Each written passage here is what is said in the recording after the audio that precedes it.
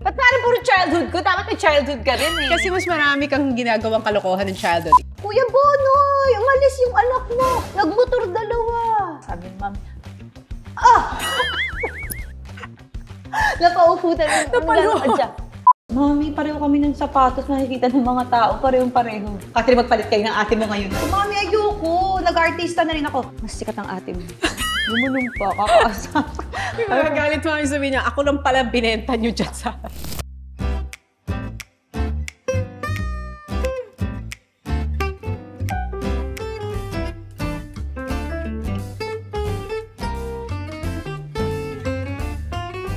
Isa sa mga paborito namin gawin ni Alex talaga, pag wala kaming magawa sa buhay, mag-reminisce ng mga childhood memories. Nakakatuwa yan. Kung meron kayong mga gamit, pictures, or anything that reminds you of your childhood, ang sarap balikan kasi maaalala nyo kung gaano kasimple yung buhay noon. At saka kung gaano kaliit pala yung mga problema natin noon compared sa ngayon. So, yung mga issues mo nung bata, ang simple-simple lang pala. Yung crush, yung sinulat sa autograph ng crush. Hindi, kasi si Alex, alam niyo ang hilig niyan, kapag walang magawa, lagi niya sasabihin, itetext ako out of nowhere. Mag-iyakan tayo. Ba't yun kasi ang gusto mong gawin? Wala lang, panglabas lang ng emotions. Magte-text yan, mag-iyakan tayo. Gusto niyo mag-reminisce. Okay, so ngayon, magre-reminisce tayo. Video ka. Binigyan tayo Pinadalang ng kami hand-me-down. ng pinsan namin or kamag-anak Tito namin Lojet. sa Amerika ng luma nilang videocam nung 90s. Usong-uso nun MTV Asia. Ang gagawin namin, lahat ng mga kumot isasabit namin sa bintana or sa dingding, tapos gagawa kami ng course video. Music video. Music video ng course. Dreams yung sa'yo. Dreams or What Can I Do? Ako yung What Can I Do? Now here you go. Ginagano pa na yung kumot. Catherine, ihagis mo yung kumot. Ikaw mag-video ka. Ang dami niyang layout. Tapos nung ako na, boys, talaga, ate, mag-makeup ako. Gusto ko violet din. Pinahiram niya ako ng body shop niya. Tapos violet lipstick. Opo ka dito. Tapos kunin mo yung kaboodles. Tapos ipapan kitang ganito. Tapos hindi pa namin alam pa. Ihahagod daw niya sa paa ko. Tapos nakagano lang sa kama. It's been so long. Ganun. Tapos biglang dumating ang daddy. Sabi nito, doon pa lang sa dut-dut. It's been so long. Ay, andyan na mga daddy. Tapos, kaya ako may full music video sa kanya lagi hindi ka lang. It's been so long. Tapos, ay, wala na. Wala na, andyan na mga daddy. Tapos na music video. Ituloy na natin. Hindi na, huwag na natin ituloy. Tapos na music video. Pero ginawan mo naman ako ng cooking show. Ah, yeah. Tuna sandwich. Ikaw ang director. Meron pa siya yung bond paper, ginanong pa niya sa dulo. Credits. Host. And of course, telephone. The landline. Ito, ang dami natin ng story sa landline. Grabe. Ang lala nitong landline. Naalala mo yung kwento mo sa landline? Nagkakainan kami lahat sa apartment, buong family ng daddy. Tapos tumawag si Tito Ed, nanonood ka ng TV katabi ng landline. Buksan mo. Hello, Tito Ed. Hindi pa kami nagkakainan doon. Nagdadatingan pala kasi nagsimba katabi ng apartment namin doon. Nagkainan na ba kayo lahat? Pwede ba ako sumama? Tapos na. Bye. Tapos maya-maya, siguro mga 11 PM na, tumawag si Tito Ed o tumawag si Tita Minnie. Di ka na nakabalik dito, di ka na nakapunta rito. Bay, sabi ni Celestine, tapos na raw. Nag-uwian lahat sila kasi nagulpe. Talaga pala magsisinungaling ka ng wala. Tinamad lang siya magsabi. Nagtataka din ako sa kanya nung ba't niya kailangan. Tapos na. Sabi ng daddy, grabe to, kailangan magulpe. Magsiuwian na kayo, nagulpe siya nung gabi. Na-belt ako. Tapos meron kaming hobby ni Alex. Madalas namin biktima dito, Tita Ruby. Kaganyan kami. Hello, yes, good afternoon. This is from Nawasa. Nandito po ba yung may-ari ng bahay? Sino po ba? Tapos Tita Ruby, kami may-ari. Ano nangyari? Papacheck lang po namin kung tumatakbo yung metro nyo sa labas. Ay, sandali. Hoy, check nyo raw yung metro ng Nawasa kung tumatakbo.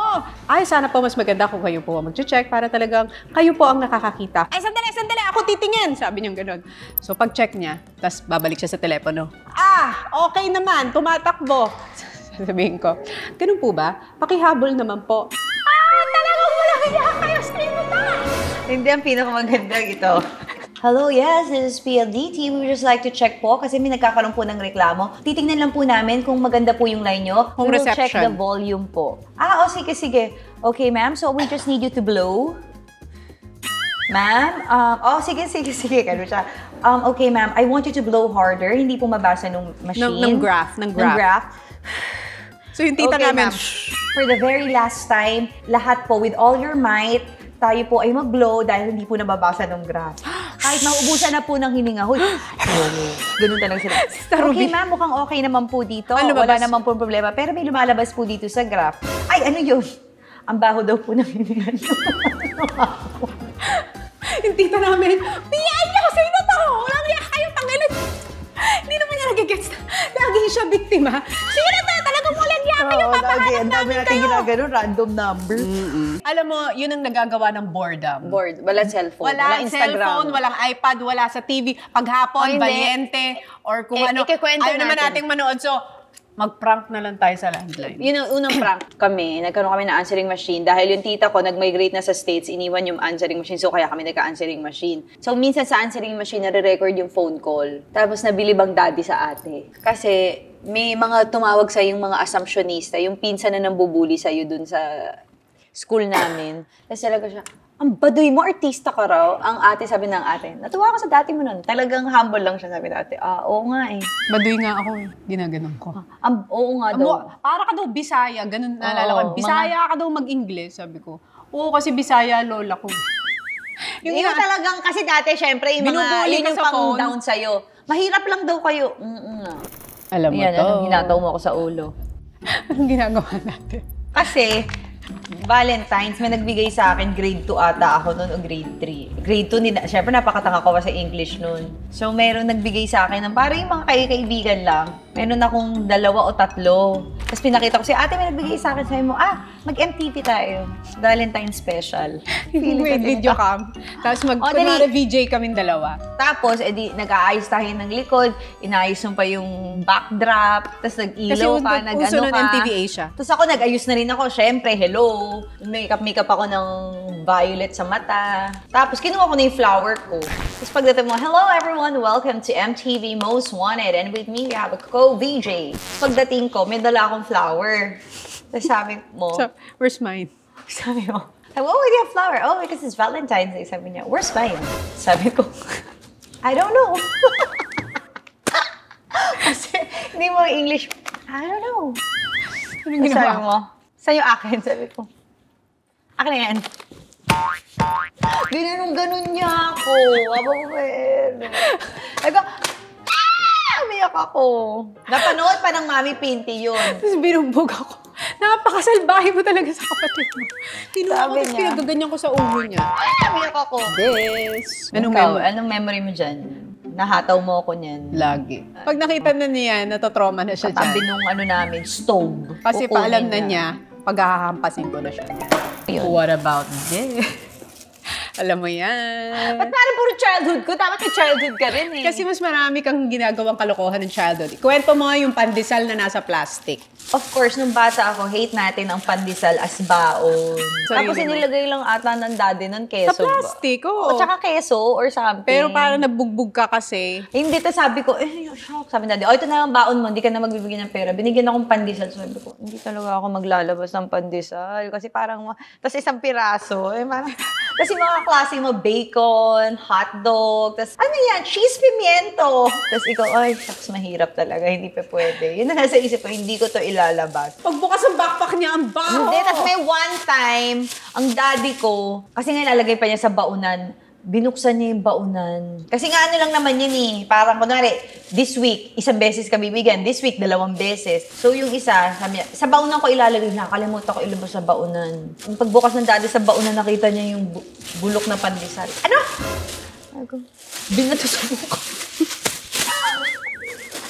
Yan. Ano ang naaalala mo pag nakakakita ka ng ganitong donut? Okay. Meron kasing nagbibigay sa atin ng, meron No, nagbibigay. manliligaw mo.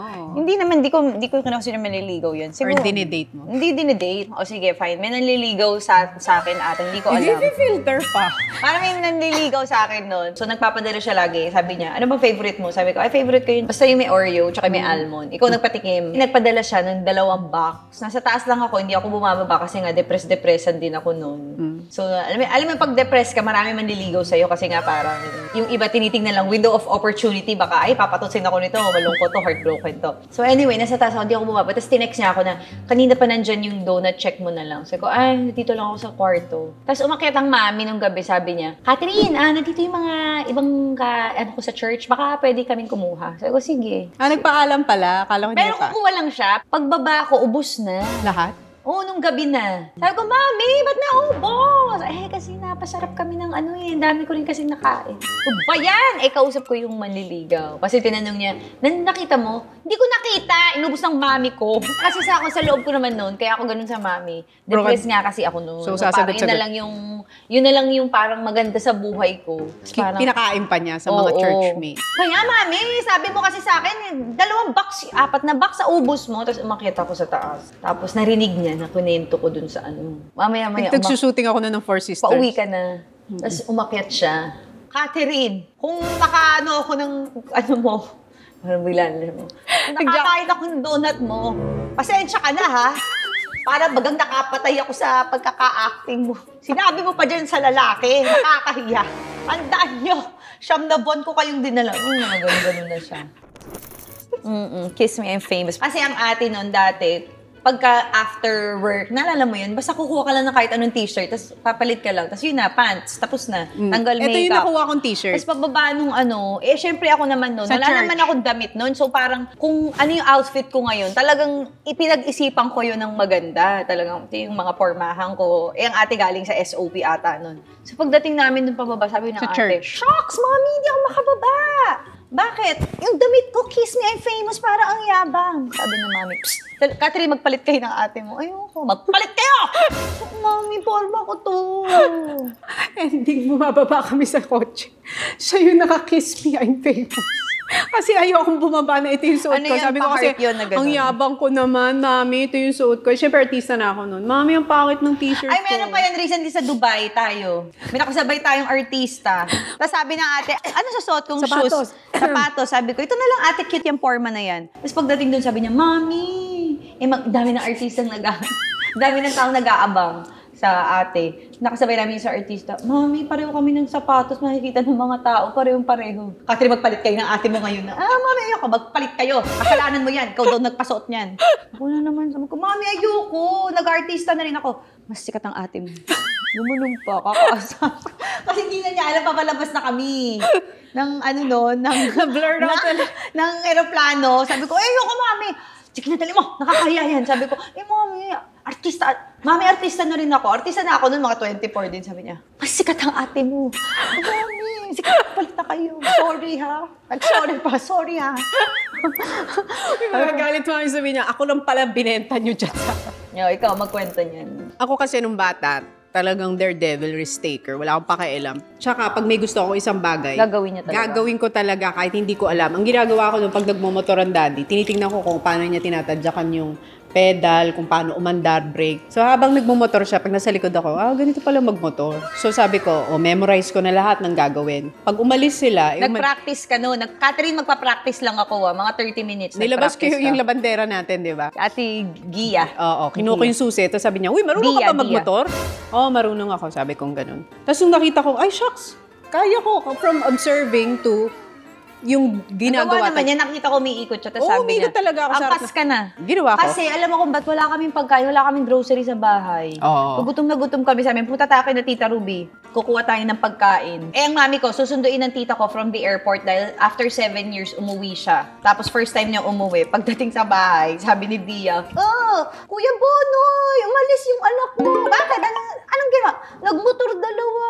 Ang mami ko pababa, alam mo, Nida. Hindi, nakatayo ka dapat. Nung sinabi, nasa kotse pa siya. Dida, grabe. Kasi ka-close niya yung kapatid. Miss na miss kita, grabe. Pagbaba, sabi ng daddy, Pinti, pababa ng kotse. Bakit? Ang mga anak mo, nagmotor, kasama dalawa. Si Celestine, inang kas. Sabi ng ma'am, napaupo talaga. Napalo. Tapos galit na galit siya. Ito, oats. Alam mo na yan. May time talagang di namin alam anong pumasok sa kukote ng daddy namin na araw-araw ang almusal namin. oats. Hindi, kasi ang daddy ko ang mas may time sa umaga. Ang mami tulog kasi nga may office pa. So, ang daddy ko, ang gagawin niya, siguro sabi ng daddy, mami, bigyan mo ng agahan yung mga anak mo. Tinamad na siya, Quaker Oats na lang lagi araw-araw. Araw-araw na ginawa. Talagang masusuka na kami. Sabi ko, Catherine, bag ito oats Ay, na hindi naman, na, di ko na kaya. sabi mo, hindi na ako papayag nito. Paka-arte namin. Ito na yung katapusan nitong Quaker Oats. Tapos nakita niya naglilinis ang daddy ng kotse. Tuwing maglilinis ang daddy, sasabay niya. Pag alis ng daddy, kukunin niya yung Quaker Oats, itatapon niya sa basura. Tapos nakita ko, galing ng ate, nauubos na niya. Tapos magdadating daddy. Tapos pag alis ng daddy. Kasi hindi ka talaga pwedeng umalis ng... Hindi ka pwedeng pumasok sa school pag di mo ubus yung oats. So, ang gagawin ng ate, tayo siya ng tayo pag dadating ang daddy. Nung huli na niya, nabukin siya. Pag ganun niya ng daddy, anong ginawa mo? Kain ng Quaker Oats. Sabi ko, oh shucks, hindi nag-work ang sa ate. Tapos bigla ako naisip, alam ko na. So, habang naglalakad ng daddy, binulis ako. Sa kanya. Tinawag sa bulsa. Ay, syempre, parang nakita ko, kasi binigyan uli ang ate na madami eh. Oo, lalo ko sa Ubusin mo yan! Sabi ko, okay, ito ka ngayon. Bulsa ko lahat, tapos pagdating tapos kinubuka mo nung malalaman namin. Bakit ho yung mga anak ninyo, parang antitigas ho, parang na-almiralan ho yun. Ito naman. Ay, yan ang talagang laging kalaban natin yan nung bata. Ito ang number 1 na talagang choice of weapon ni Daddy Bonoy.